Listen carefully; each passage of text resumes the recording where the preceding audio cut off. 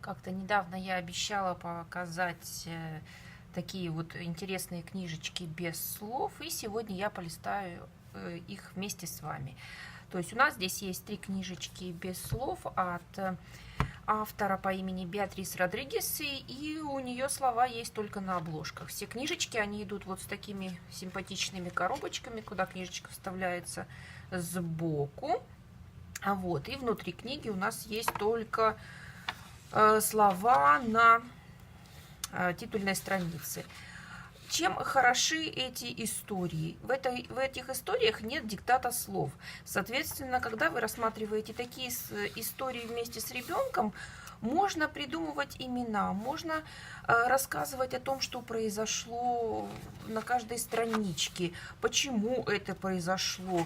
То есть вообще эти истории предназначены для детей от 3 до 5 лет, которые уже достаточно хорошо разговаривают, но еще не могут читать. Соответственно, вот такая симпатичная история, где мы узнаем, как однажды лис, я думаю, что это лис, он похитил курочку. Друзья бросились спасать эту, собственно говоря, курочку, но в конце они обнаружили, что лис и курица вполне довольны обществом друг друга. Вот и остаются вместе. Такая вот необычная история. В следующей книге у нас продолжение этой истории. То есть, как здесь уплывают в закат друзья курицы. Здесь у нас продолжение, что же произошло с этой курицей. Я вообще поражаюсь воображению автора этой истории, Беатрис Родригес. Ну, то есть она как бы и сочинитель сценария, сюжета, так и художница, которая этот сюжет воплотила в жизнь. Что же произошло с нашими друзьями? Собственно, они отправляются обратно к себе и попадают в штормы, и потом они оказываются в такой необычной пещере. У нас есть здесь маленькая подсказочка, как связано яйцо, и что из него может вылупиться. И, собственно, петух. Здесь, если название этой книги, это «Реванш петуха». Ну, далее он с этим яйцом убегает. Вот волшебные грибочки.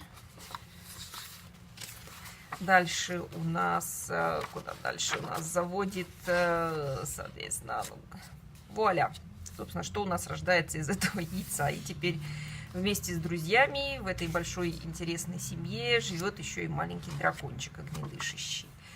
Так, а что же произошло у наших оставшихся друзей, у лиса и у курицы? Ну вот, тоже мы закончим эту историю, полистаем вместе. Так, ну, видимо, у них все хорошо, раз у них уже есть или будет общий ребенок. Так, здесь тоже простор для воображения, для ребенка, рассказывать, что здесь произошло, почему это здесь все произошло. И даже взрослому интересно рассматривать эти картинки, потому что можно найти очень много всяких маленьких интересных деталек и по ходу объяснять их ребенку. Я, честно говоря, провела эксперимент со своими друзьями, которые уже вполне взрослые, состоявшиеся люди. Они, когда полистали эти книги, у них у каждого практически была своя версия истории.